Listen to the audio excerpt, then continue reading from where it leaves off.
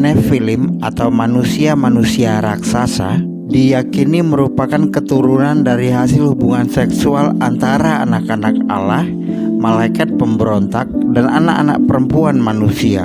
Ketika manusia itu mulai bertambah banyak jumlahnya di muka bumi dan bagi mereka lahir anak-anak perempuan, maka anak-anak Allah melihat bahwa anak-anak perempuan manusia itu cantik-cantik. Lalu mereka mengambil istri dari antara perempuan-perempuan itu siapa saja yang disukai mereka. Berfirmanlah Tuhan, Rohku tidak akan selama-lamanya tinggal di dalam manusia, karena manusia itu adalah daging, tetapi umurnya akan 120 tahun saja. Pada waktu itu orang-orang raksasa ada di bumi dan juga pada waktu sesudahnya, ketika anak-anak Allah menghampiri anak-anak perempuan manusia dan perempuan-perempuan itu melahirkan anak bagi mereka, inilah orang-orang yang gagah perkasa di zaman purbakala, orang-orang yang kenamaan. Malaikat-malaikat pemberontak inilah yang tidur dengan perempuan manusia yang sedang ditahan, diikat di alam roh di bawah sungai Efrat. Videonya ada di channel ini. Memang ada banyak pertanyaan tentang apakah yang dimaksud dengan anak-anak Allah seperti yang tertulis di Kejadian 6 ayat 1 sampai 4. Apakah mereka memang malaikat? Pertanyaan ini sudah umum dan jawabannya iya. Kata anak-anak Allah mengacu kepada malaikat. Ini menunjukkan Allah sejak semula sudah menegakkan pondasi hubungan antara Bapa dan anak. Seperti Yesus yang selalu menyebut Bapa, demikian juga manusia taat disebutkan dalam banyak tulisan rasul sebagai anak-anak Allah. Pada suatu hari datanglah anak-anak Allah menghadap Tuhan dan di antara mereka datanglah juga iblis.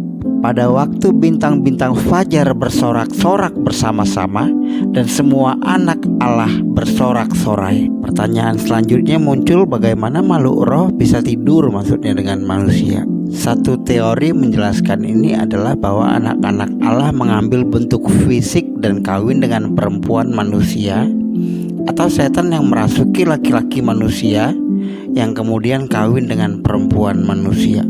Persilangan seksual ini menghasilkan keturunan yang luar biasa disebut Nephilim. Pada waktu itu orang-orang raksasa ada di bumi dan juga pada waktu sesudahnya ketika anak-anak Allah menghampiri anak-anak perempuan manusia dan perempuan-perempuan itu melahirkan anak bagi mereka. Inilah orang-orang yang gagah perkasa di zaman purbakala, orang-orang yang kenamaan. Jika anak-anak Allah atau malaikat pemberontak atau setan-setan itu terlibat dalam menghasilkan Nephilim, setan-setan itu tentunya dihukum oleh Allah, dan bahwa ia menahan malaikat-malaikat yang tidak taat pada batas-batas kekuasaan mereka, tetapi yang meninggalkan tempat kediaman mereka dengan belenggu abadi di dalam dunia kekelaman sampai penghakiman pada hari besar. Nah, pertanyaan baru muncul lagi. Mengapa setan ingin hidup bersama dengan perempuan manusia dan menghasilkan keturunan? Untuk menjawab ini kita harus kembali ke peristiwa Taman Eden sekilas. Setan ingin mencemari garis keturunan manusia untuk mencegah kedatangan Mesias. Iya, mencegah kedatangan Yesus. Dengan demikian kamu paham kedatangan Yesus sudah dirancangkan Allah sejak kejatuhan manusia pertama di Taman Eden. Perhatikan kronologi upaya iblis mencegah datangnya Yesus. Dari mana kita tahu akan kedatangan Yesus ini? Kedatangan yang iblis ingin cegah ini? Sejak peristiwa Taman Eden, ribuan tahun iblis gemetar sama kutuk Allah ini. Iblis tahu benar Allah berfirman pasti terjadi. Inilah kutuk itu. Aku akan mengadakan permusuhan antara engkau dan perempuan ini, antara keturunanmu dan keturunannya. Keturunannya akan meremukkan kepalamu dan engkau akan meremukkan tumitnya. Keturunannya maksudnya adalah keturunan perempuan itu. Maksudnya manusia akan meremukkan kepalamu. Inilah Yesus. Dan engkau akan meremukkan tumitnya. inilah iblis yang memaku kaki Yesus di kayu salib. Malaikat-malaikat dalam Kejadian 6 yang meniduri manusia mencoba mencegah agar kutuk itu tidak terjadi dengan cara mencemari keturunan perempuan lewat hubungan seksual. Dengan demikian kamu bisa paham, sepanjang silsilah garis keturunan Yesus selalu saja ada batu sandungan, jerat yang ditebarkan iblis.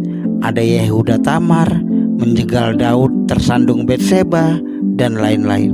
Malaikat-malaikat pemberontak ini yang sekarang menjadi setan menggunakan manusia untuk mencapai tujuan mereka, mencegah Mesias yang akan meremukkan mereka. Karena perbuatan-perbuatan malaikat pemberontak inilah yang membuat Allah murka dan sedih. Kesedihan Allah sangat jelas kita rasakan sampai Allah merancangkan menghapuskan manusia dari muka bumi. Lewat apa? Itulah yang kita kenal dengan peristiwa banjir Nuh. Setelah banjir Nuh, misteri Alkitab yang tidak terjawab adalah setelah dimusnahkan manusia-manusia raksasa di zaman Nuh, kenapa masih ada orang-orang raksasa di mana Musa berhadapan dengan mereka di gurun pasir? Dan juga di zaman Daud kita masih melihat ada keturunan raksasa, Goliat.